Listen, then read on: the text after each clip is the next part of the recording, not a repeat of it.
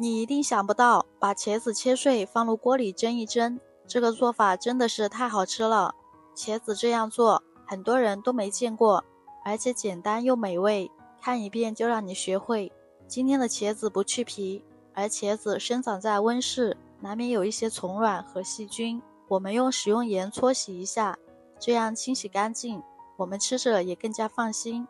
洗好，将茄子切成厚度均匀的薄片，再改刀切成丝。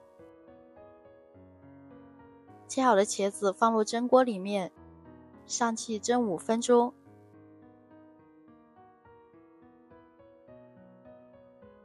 小碗中打入4个鸡蛋，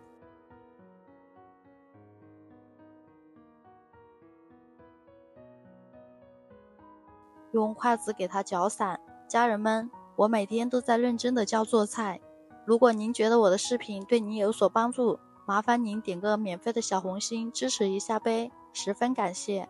接着准备几个小米椒切成圈，切好装入碗中备用。再准备几根小葱，切成葱花，切好同样装入碗中。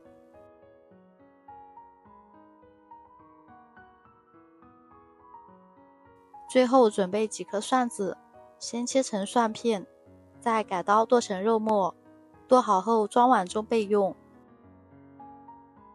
这个时候茄子也蒸好啦，往茄子里加入蒜末、小米椒、葱花，倒入早就准备好的鸡蛋液，加入生抽，少量食盐，松茸鲜调味，用筷子搅拌均匀。一个红心对您来说只是举手之劳，对我来说就能开心好几天。这个视频您就帮忙点一个小红心吧，辛苦您了。倒入刷了油的锅里，整理平整。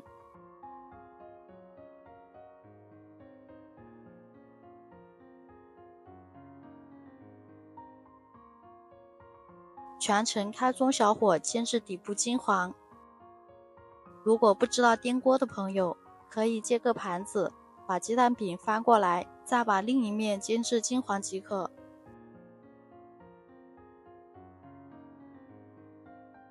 茄子这样做，健康营养又美味，保存起来你也试试吧。如果你每天不知道吃什么，关注我吧，我的主页有更多不同的美食教程。